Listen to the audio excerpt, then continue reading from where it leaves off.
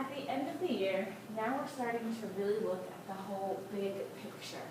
And the idea that when we look at an organism, remember an organism does have to survive and reproduce, and therefore it's the unit of natural selection. So we have a single organism. And of course all year we've been looking at what are the cells of this organism doing? How are the cells of this organism helping it survive? But as we look at the organism as part of a broader picture, we've started to look at things like behavior. How does the behavior of an organism help its population survive? And now we start to look at other things in the environment. And so when we learn about ecology, we are going to see that ecology is the interaction of living things and their environment. And so how do organisms interact with each other and their environment? Well, they interact on these main levels. And so the biosphere is going to be the entire globe. And so as we're looking at the entire globe, we do start to see that the biosphere can be divided into what are called biomes.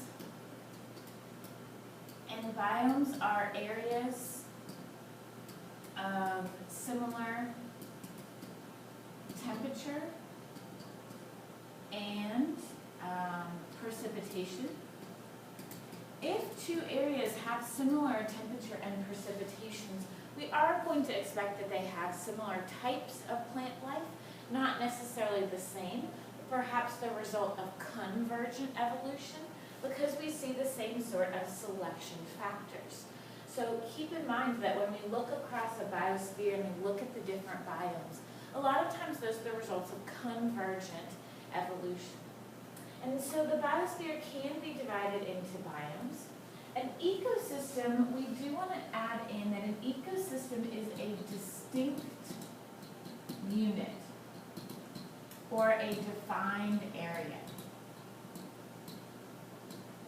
And so an ecosystem is going to include both living and non-living. So if you're studying an ecosystem, if we're talking about ecosystems, we are taking into account both the living things and the non-living things, which you can see in this picture, things like clouds and rain, things like fires. And so we've got our living things and we have our non-living things, and we're looking at how they interact. The main thing that we'll focus on when we talk about ecosystems is energy flux or energy transfer and the cycling of nutrients. We also will, during this unit, be looking at communities and how just populations or just living things interact. However, if you notice this S, it's the idea of multiple populations. So this is where we'll be looking at for ourselves. We'll be looking at relationships, such as predator and prey, and symbiosis. And so when you study a community, which is this picture, I'm sorry if I'm writing in an incorrect spot. When we look at this picture, we're looking at how do the living things interact. Looking at a population, keep in mind that a population is talking about a single species. And so you're looking at how the organisms of that population, of that species, interact. And so that's what we'll be starting talking about today, is how do multiple organisms interact within their population. And the main thing that we'll be talking about is really population growth.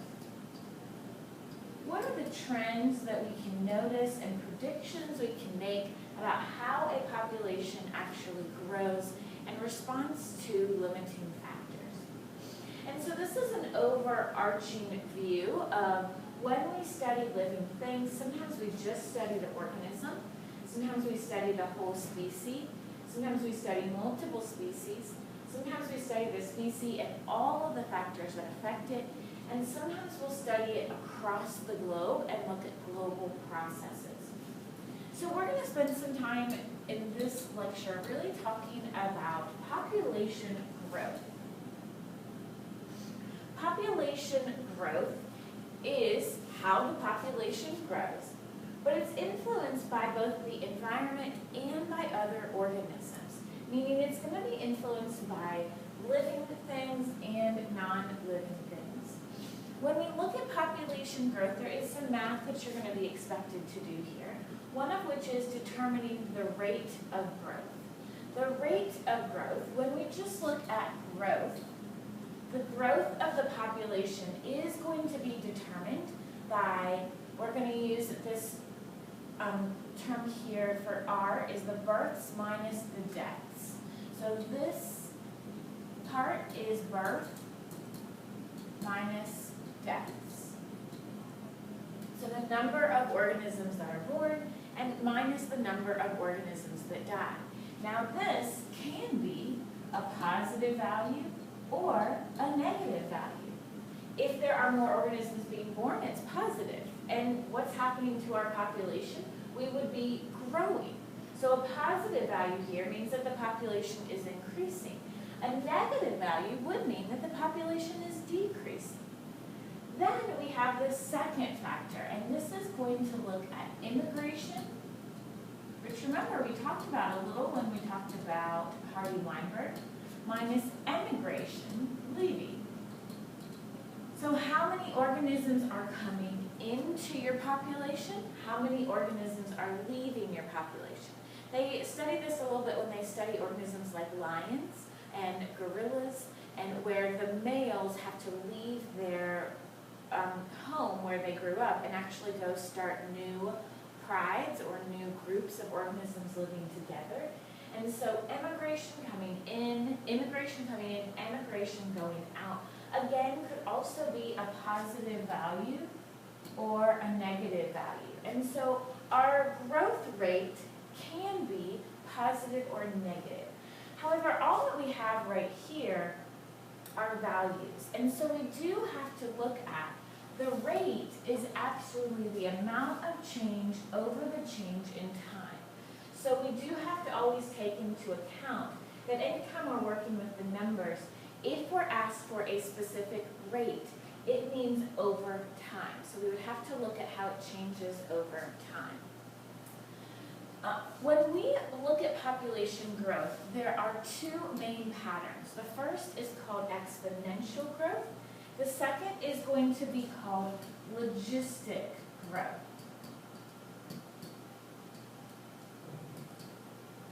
Exponential growth is when we really see no limits.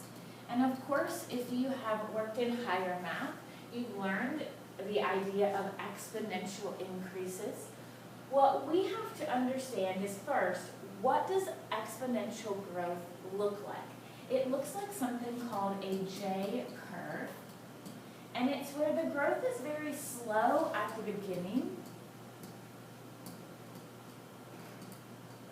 but it's going to increase by exponential factors. And this is usually going to occur when there are no, what we call limiting factors, such as food, space, mates, etc. And so when we look at exponential growth, we should be able to recognize it from a graph, but we also have to be able to recognize it from a data set. And so when we see exponential growth, we should understand why it's happening. There are no limits, and this population is just exploding. For humans, we've actually removed a lot of our limiting factors through the use of sanitation and medicine. However, when we start to look at it from a data set, this is actually the formula sheet from your AP Biology exam. And exponential growth here is looking at the growth rate, which here they just identify as birth rate minus death rate on the AP exam. They don't seem to worry about immigration minus emigration. But they say that this rate is actually your R max times your population size.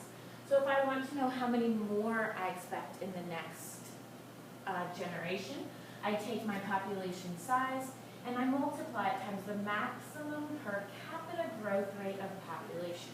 Now for just a second, let's ignore this maximum per capita and just look at growth rate of population. And so if we determine that our growth rate is 0.3, let's say that in one generation we had, at time 0,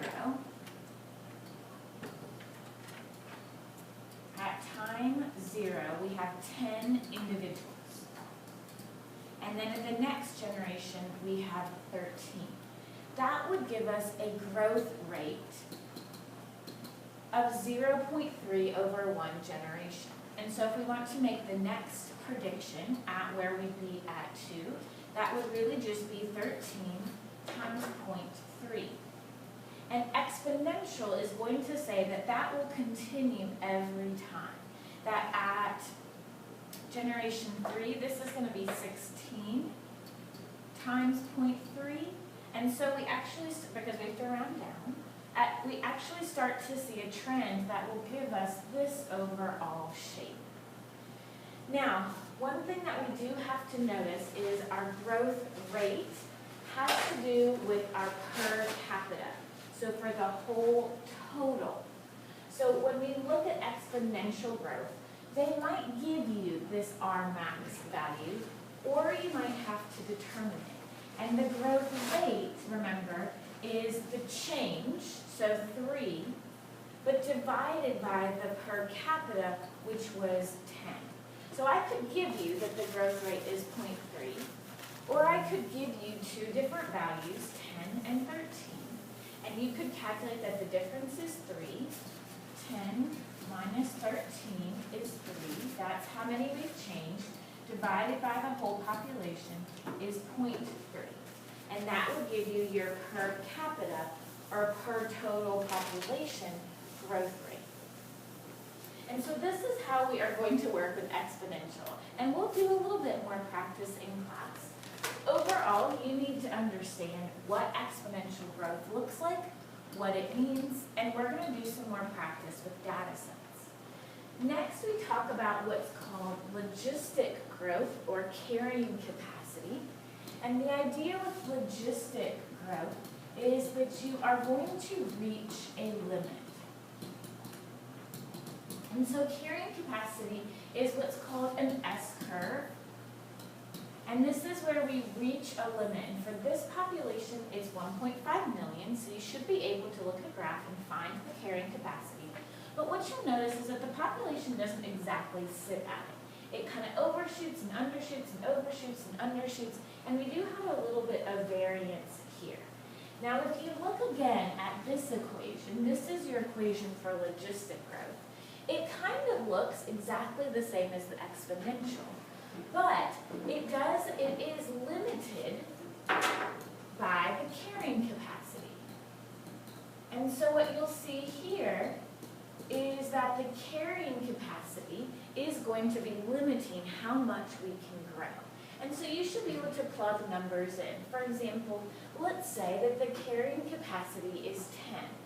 If K is 10 and our population is currently 9, then we should be able to plug those numbers in, meaning that my R max, whatever my growth rate is, my growth rate, R max, for example, before it was 0.3, times my population size, times 9, times 10 minus 9 over 10, which if you solve that is 1/10.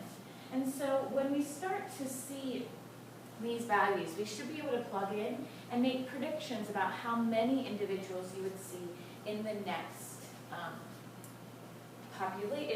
generation. We do start to see this idea of limiting factors. Limiting factors is going to be the factors that limit the size of the population.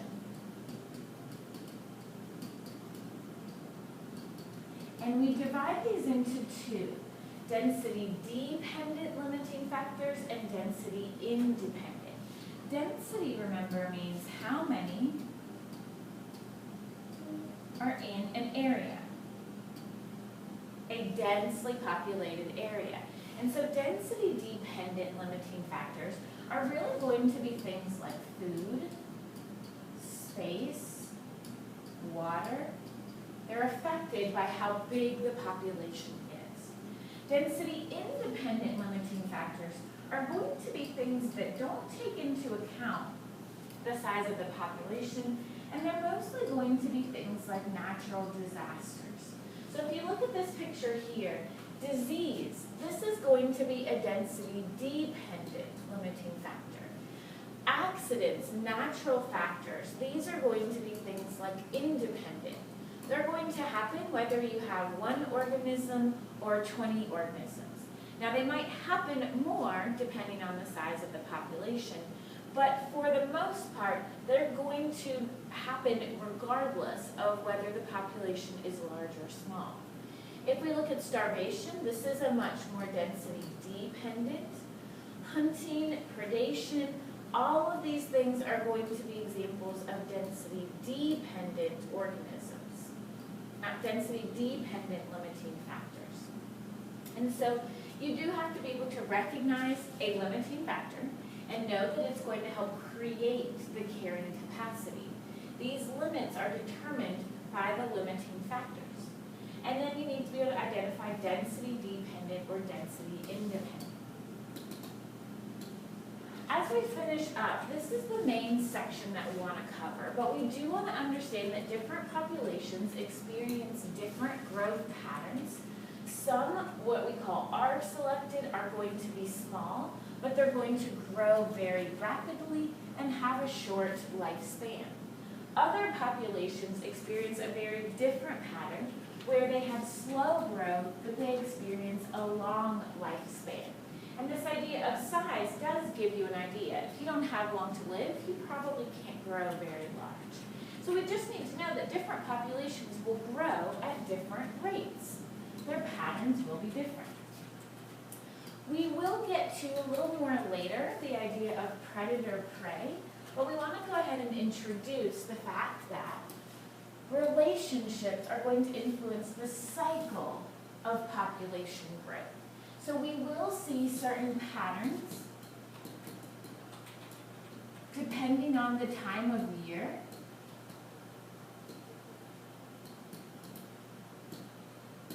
Maybe time of day, maybe time of year. And so we start to see these patterns. And one of the things that we see with predator-prey is that if one population overgrows,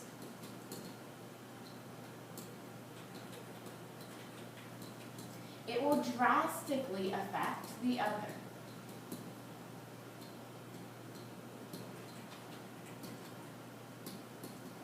And so we start to see, you can see that really clearly in this graph. It's very cyclical. That here we have the population of the lynx. The lynx is going to be the predator, and the hare is going to be the prey. And so we see that our hare population has grown. Once we have enough hares, that means more of the predator can grow. But once the predator population increases, the prey is going to drop because we have overpopulated. And so you see that we never really reach a single carrying capacity, that lots of factors, there are going to be many, many factors that influence this. This graph is really just comparing the predator and prey, but you're also going to see things like disease and other limiting factors that are affecting these population sizes. The very last part of the notes just talks about population pyramids. Population pyramids are mainly used with humans, and it's going to help us predict future trends based on the age of the organism.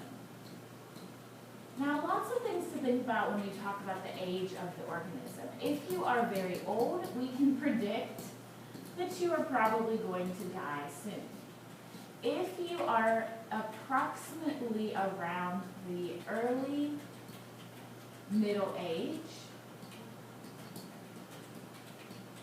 you are probably going to reproduce.